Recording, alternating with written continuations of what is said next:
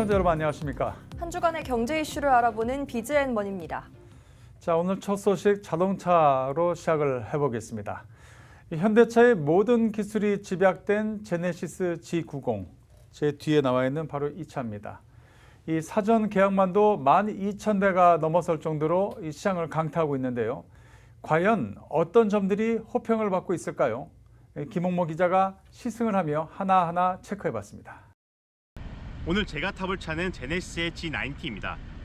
흔히들 회장님 차라고 불리며 뒷자리 승차감이 좋은 비싸고 고급진 차라는 이미지가 굉장히 강한데요. 6년 만에 4세대라는 이름으로 풀체인지 모델로 출시한 G90는 더 편안한 뒷자리와 함께 운전자에 대한 편의 사용도 강화했습니다. 외장 디자인을 살펴보면 전방에 그릴이 교차되는 형식으로 입체감 있게 구성된 걸 살펴볼 수 있습니다.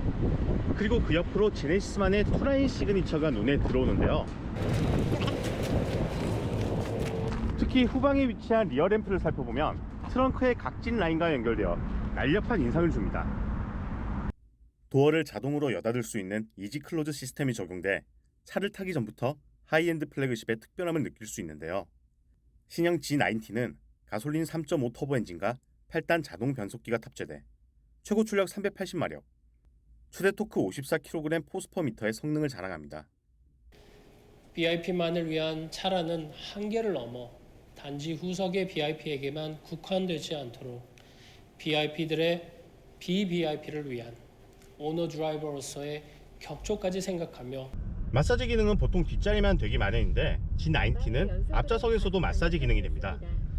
센터 패시아도 고급 브랜드답게 우드 소재의 프레임과 가죽으로 이루어져 있는데요. 공조장치 조절 쪽 버튼 배열도 아날로그와 터치의 혼합형입니다. 주행감은 정숙성과 부드러움으로 설명할 수 있습니다. 여타의 차들을 탔을 때 이 정도로 엑셀을 밟으면 급가속을 하겠다 싶을 정도로 밟아도 G90는 스무스하게 움직이며 동시에 빠른 응답성을 보여줍니다. 앞선 세대 대비 차체 구조 강화와 함께 흡차음 보강이 이루어졌으며 응동형 소음 저감 기술인 액티브 로드 노이즈 컨트롤 적용으로 감응 주파수 영역대를 확대해 정숙성을 극대화했습니다. 또 코로나19로 모두가 마스크를 쓰는 등 방역이 일상이 된 삶에 맞춰 손이 자주 가는 부분들은 항균 소재를 적용하고 암레스트 수납 공간에 자외선 살균 기능을 추가했습니다. 뒷자리에 앉았을 때 갑갑함 없이 무릎 공간도 충분합니다. 좌석 옆에 위치한 디지털 인터페이스와 정면의 디스플레이를 통해 내비게이션 위치를 설정하거나 음악 재생, 에어컨, 좌석 위치 조절과 마사지 등 핸들 돌리는 것 외에 모든 것이 컨트롤 가능합니다. 특히 시트의 레스트 모드를 누르면 탑승자가 발을 쭉 펼 수 있도록 좌석이 움직이는데요. 여기까지 된다고? 라는 생각이 들 정도로 굉장히 넓은 공간을 확보해 줍니다.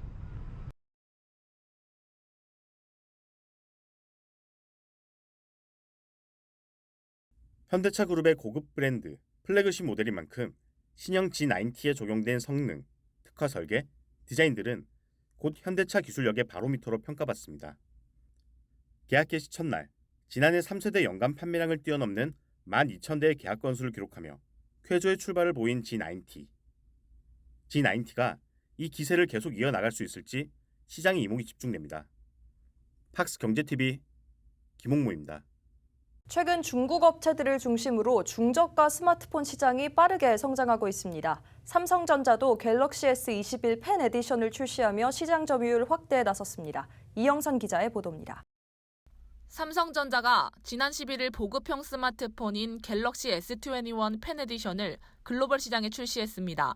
갤럭시 펜 에디션은 삼성전자가 올해 처음으로 선보이는 스마트폰으로 플래그십 모델인 갤럭시 S21 기능 중 갤럭시 소비자들이 선호하는 기능이 대거 탑재됐습니다. 특히 카메라 전후면 동시 촬영이 가능한 듀얼 레코딩 기능이 탑재돼 보다 다양한 화면을 담을 수 있습니다. 또 대용량 배터리를 탑재해 30분 충전으로 하루 종일 고성능 스마트폰 기능도 즐길 수 있습니다. 갤럭시 펜 에디션은 중국 시장에도 출시됐습니다. 출고가는 약 86만 원 수준으로 중국 브랜드 플래그십 모델 가격이 90만 원에서 100만 원대에 형성됐다는 점을 고려하면 성능 대비 가격 경쟁력이 우수하다는 평가입니다. 현재 삼성은 중국 시장에서 고전하고 있습니다.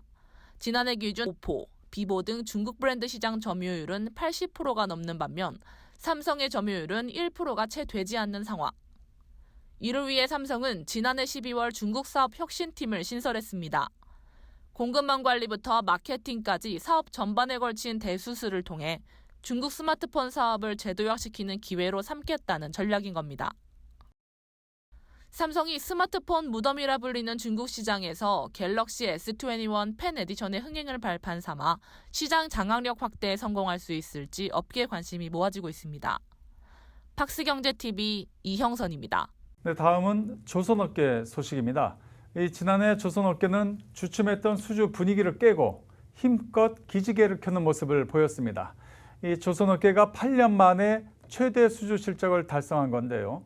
그중에서도 한국조선해양은 당초 목표보다 무려 152%나 증가한 수주 실적을 올렸습니다. 친환경 선박이 주요했다는 평가인데요. 배석원 기자가 전해드립니다. 한국조선해양이 지난해 달성한 수주액은 총 228억 달러. 당초 목표했던 149억 달러보다 무려 152%나 늘었습니다. 우리 돈으로 약 27조 2,100억 원에 달하는 규모입니다. 한국조선해양이 강점을 가진 친환경 선박과 가스선과 같은 고부가치 선박을 중심으로 대거 수주를 이뤄냈습니다. 한국조선해양의 자회사인 현대중공업과 현대삼호중공업, 현대미포조선의 수주 실적은 4개 선박에서 두드러졌습니다. 대형 컨테이너선과 석유 화학제품 운반선인 PC선, LPG, LNG 연료 운반 선박에서 수주 실적이 크게 증가했습니다. 특히 이 중에서도 LNG 이중연료 추진 선박의 수주 증가가 눈에 띕니다. LNG 이중연료 추진 선박 발주량은 2017년엔 6척에서 2021년에는 26척으로 5년 전과 비교했을 때 4배 이상 뛰었습니다. LNG 추진 선박은 LNG 이중연료 엔진을 탑재해 LNG와 벙커CU를 함께 쓸 수 있도록 건조된 선박을 말합니다. 올해도 유럽과 중남미 등의 LNG 추진 선박을 중심으로 한 수주가 연초부터 이어지고 있습니다. 목표는 174억 달러. 세계적으로 친환경 규제가 강화되고 있는 만큼 저희 회사가 가진 강점을 지닌 LNG 추진선과 같은 친환경 선박 분야에서 두각을 좀 더 드러낼 것으로 기대하고 있습니다. 올해 수주 목표액은 조선해양 부문에서 174억 4천만 달러가 지금 되고 있고요. 한국조선해양이 올해에도 친환경 선박을 필두로 한 목표 수주액을 넘어설 수 있을지 주목됩니다. 팍스경제TV 배석원입니다. 캐딜락이 2인승 럭셔리 자율주행 전기차 이너스페이스 컨셉트를 공개하며 캐딜락의 미래 퍼스널 모빌리티에 대한 비전 확장을 예고했습니다. 목소리만으로 움직이는 차인데 어떤 모습일지 김홍모 기자가 전합니다. 캐딜락 특유의 방패 모양 엠블럼과 함께 전면을 가득 채운 그릴. 여타의 자동차와는 다르다는 듯 양옆 문과 함께 열리는 천장. 운전석에 앉아서 바라보는 정면의 풍경은 유리창이 아니라 캐딜락의 미래 모빌리티 방향성을 품은 UI가 담긴 디스플레이로 꽉 채워져 있습니다. A dramatic two-passenger electric and fully autonomous luxury concept. The expansive glass roof and sculpted body side allows unimpeded views. The doors and the roof open as one, and the seats pivot outward to create a welcoming and comfortable entry and a thoughtful, gracious egress. 실내를 거실처럼 꾸민 자율주행차란 뜻의 캐딜락 헤일로. 그 컨셉 포트폴리오의 일환인 이너스페이스는 극적인 차량 디자인과 최첨단 기술 탑재로 캐딜락이 지향하고자 하는 미래 모빌리티의 모습을 갖추고 있습니다. The Innerspace immediately recognizes you and your voice. The AI-driven interface with biometric tracking capability mirrors your digital device and evaluates your personal needs. Passengers can interact with the intuitive tactile or voice controls. 전동화 자율주행은 차량의 역할과 차량 내 고객의 경험을 근본적으로 변화시킬 것이라는 캐딜락의 비전이 시장에서 어떤 평가를 받을지 관심이 집중됩니다. 팍스경제TV 김홍모입니다.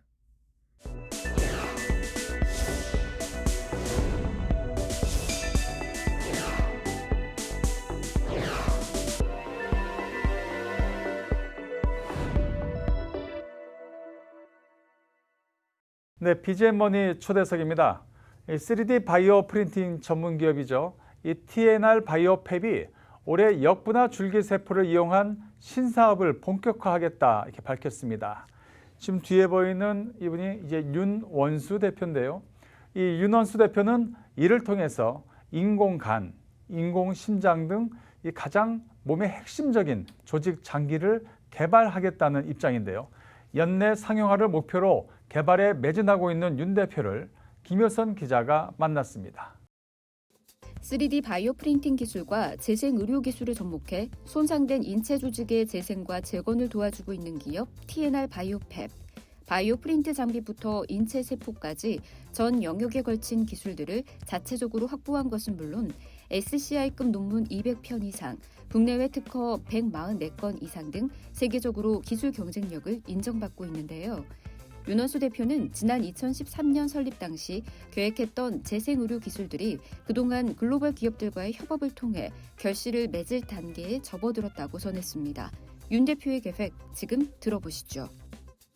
3D 바이오 프린팅을 하려면은 3D 바이오 프린팅 시스템, 장비부터 그게 필요한 재료들, 그리고 공정 기술들, 세포 기술들까지 다 아울러져야 합니다. 저희 회사의 장점은 장비부터 세포까지 전 영역에 걸친 기술들을 자체적으로 다 확보하고 있다는 거고, 그리고 지금까지 이제 회사를 설립한 이후에 SCI급 논문 200편 이상, 국내외 특허 144건 이상 저희가 확보를 했습니다. 이러한 것들은 저희 기술력이 이렇게 세계적인 수준이다라는 걸 이제 간접적으로 보여주고 있는 지표들이라고 할 수 있고요. 가장 큰 장점이라고 할 수 있습니다. FDA 기준에 적합한 인체 유래물들을 확보를 했습니다. 그러니까 약 한 50명 정도의 성인들로부터 인체 유래물을 확보를 했고, 그 인체 유래물을 통해서 저희가 상용화 가능한 역분화줄기 세포줄을 확립을 했습니다. 그리고 인체에서 유래한 세포들을, 다양한 세포들도 확보를 했고, 자체적으로 저희가 인체 유래 상용화 가능 세포 운행을 구축을 했습니다. 이런 역분화줄기 세포 그리고 분화된 세포들은 저희가 말씀드렸던 올가노이드 세포 치료제에 적극적으로 활용이 되고 있고요.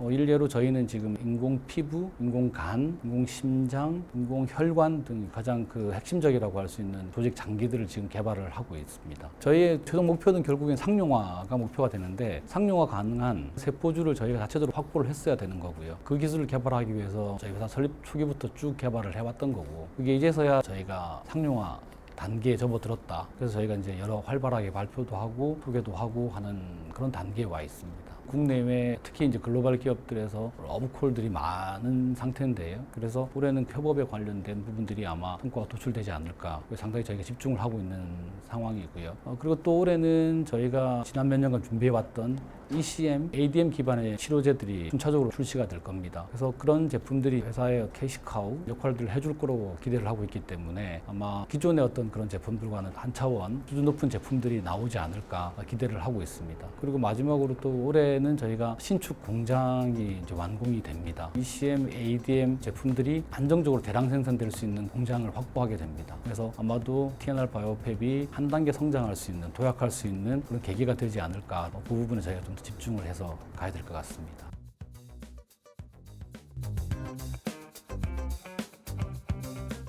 비대면 문화 확산으로 요즘 오프라인 매장들이 참 어렵죠. 이런 시기에 이랜드 뉴발란스 키즈가 체험형 컨텐츠로 MZ세대를 공략하고 나섰습니다.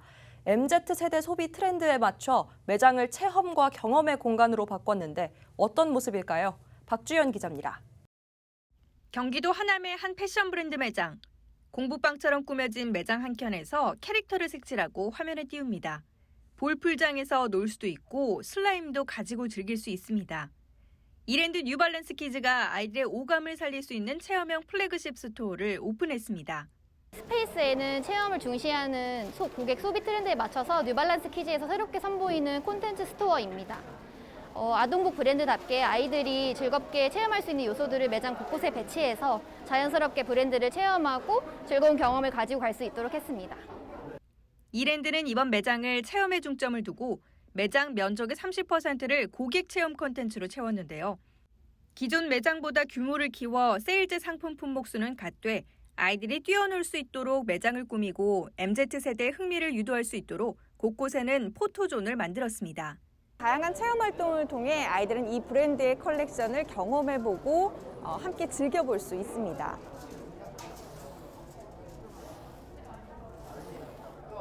이처럼 이랜드가 오프라인 매장에 공을 들이는 이유는 온라인 매출이 증가 추세지만 신체 사이즈가 계속 변화하는 아동 고객의 특성상 오프라인 매장에서 직접 입혀보고 구매하는 고객들이 많아 오프라인 매출 비중이 높기 때문인데요.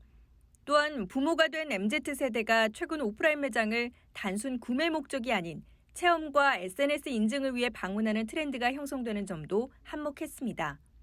이랜드는 고객과 함께할 수 있는 오프라인 공간 구성을 통해 앞으로도 브랜드 경험을 공유해 나가겠다는 계획입니다. 올해 뉴발란스 키즈는 고객들과 지속적으로 소통하고 브랜드를 좀 더 가치 있게 경험할 수 있는 마케팅을 지속적으로 선보일 계획입니다. 한편 뉴발란스 키즈는 2013년 세계 처음으로 한국에서 단독 매장을 선보이기 시작했는데요. 의류 중심에서 가방과 신발 라인을 확장해 성장폭을 키워오고 있습니다. 지난해 뉴발란스 키즈는 20%가량 성장세를 기록하며 1,700억 원의 매출을 기록한 바 있는데요.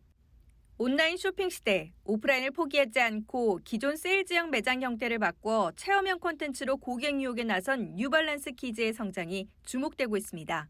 팍스경제TV 박주연입니다. 이 식물을 키워본 분들 계실 겁니다. 이게 뒤에 이렇게 여러 가지 키우죠. 참 쉽지가 않습니다. 물도 줘야 되고요. 햇빛도 잘 이렇게 들게 해야 되고 신경 쓸 게 많습니다. 이 농업에서는 이 IT 기술로 더 편하게 식물을 키우고 유통하는 일명 이제 스마트팜이 대세입니다. 집에서도 이제 가능합니다. 가정용 스마트팜 소식 임세린 기자가 취재했습니다. 정말 웰스팜 채소가 우주에서도 자랄 수 있을까요? 저런만 들어오면 충분히 가능하다고 생각됩니다. 우주가 연상되는 이 공간에서 식물이 잘 자랍니다. 이 기기를 통해서라면 어느 곳에서든 채소를 간편하게 키울 수 있다는 메시지를 던지고 있는 겁니다. 이것이 바로 집에서도 쉽게 식물을 기를 수 있는 식물 재배기 웰스팜입니다. 코로나19로 IT 기술이 농업에 본격적으로 도입되며 트렌드가 된 스마트팜. 이 스마트팜으로 더욱 지능화된 농업 생산과 유통이 가능해졌습니다. 이에 따라 많은 기업들이 가정에서도 식물과 채소를 기를 수 있는 가정용 식물 재배기 시장에 뛰어들고 있습니다. 그중 웰스는 자사의 가정용 스마트팜, 웰스팜의 오프라인 팝업 스토어를 열고 고객과의 접점 확대에 나섰습니다. 웰스팜은 수영재배 형태의 국내 최초 가정용 스마트팜 기기고요. 가정용 스마트팜이 고객 인식이 저변이 확대는 되고는 있지만은 직접적으로 눈으로 체험할 수 있는 공간은 좀 부족한 상황입니다. 그런 점을 저희가 착안해서 고객 접점, 특히 MZ세대에게 저희 웰스팜을 좀 인지도를 확대하고자 이번 팝업 스토어를 기획하게 됐습니다. 웰스팜은 지난해 11월까지 누적 판매량 46,000대를 돌파하며 가파른 성장세를 보이고 있습니다. 한국표준협회 주간 2021 소비자 웰빙 환경 만족 지수에서 식물 재배기 부문 1위를 수상하며 가정용 스마트팜의 선두주자 입지를 강화해 나가고 있습니다. 다른 디바이스 같은 경우는 씨앗에서부터 발화 그리고 채소를 기르기까지 굉장히 오랜 시간이 걸리는 좀 불편함이 있습니다. 하지만 웰스팜은 스마트팜 팩토리에서 어린 모종 상태의 채소를 가정으로 서비스하고 즉시 신선 채소가 빨리 자랄 수 있어서 디바이스를 개량화하는 것을 넘어 고기능성 채소를 다양화하고 고객 니즈를 확대해 나가겠다는 웰스. 앞으로 스마트팜을 통해 얼마나 더 똑똑하게 채소를 가꿀 수 있을지 기대감이 모아집니다. 팍스경제TV 임세림입니다. CES가 지난주 막을 내렸습니다. 그중 SK텔레콤이 선보인 이 친환경 기술에 대한 반응 상당히 뜨겁습니다. 이 플라스틱과 전력 사용을 줄이는 다양한 SK텔레콤의 IT 기술, 이 영상 뉴스로 만나보시죠.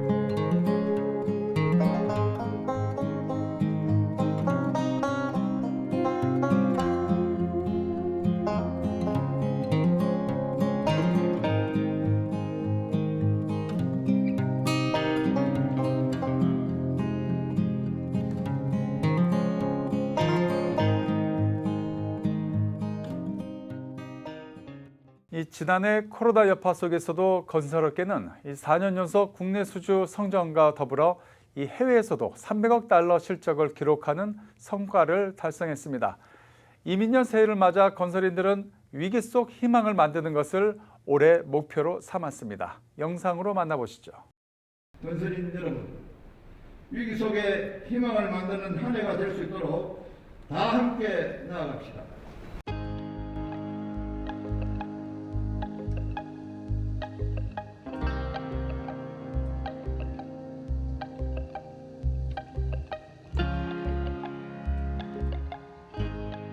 코로나19로 많은 현장이 어려웠을 텐데 건설 수주가 4년째 계속 늘어났고 해외 수주에서 2년 연속 300억 달러를 초과하는 성과를 거뒀다고 하죠. 코로나 위기 속에서도 큰 성과를 내주신 건설인 여러분들께 다시 한번 감사 인사를 올립니다.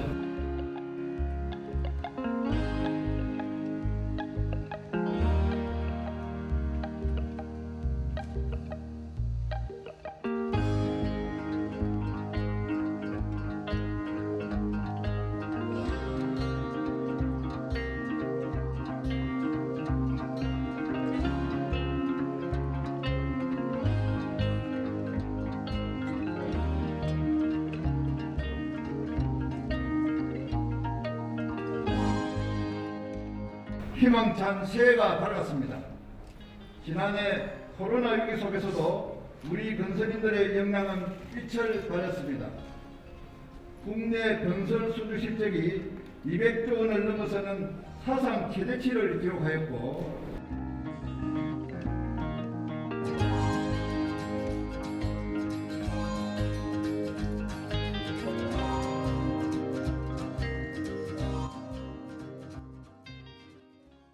김기문 중소기업 중앙회장이 대한민국의 제도약을 위한 최우선 과제는 대중소기업 양극화 해결이라며 목소리를 높였습니다. 영상 뉴스입니다.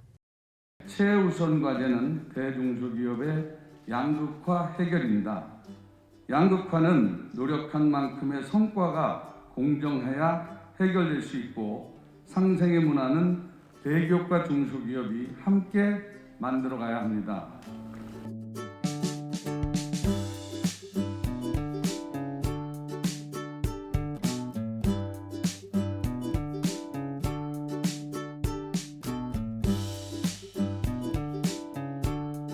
특별히 소상공인 자영업을 하시는 분들이 피해가 집중되고 있는 것 잘 알고 있고 코로나19로 인한 피해를 아낌없이 지원해서 여기서 회복을 할 수 있도록 그렇게 하겠습니다.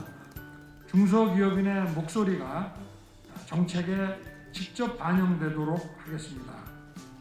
또 여전히 존재하는 납품 단가 부당 인하, 기술 탈취, 하청업체의 원가 자료 요구 등 이런 것을 실질적으로 근절하고 대기업과 중소기업이 함께 상생하도록 노력하겠습니다.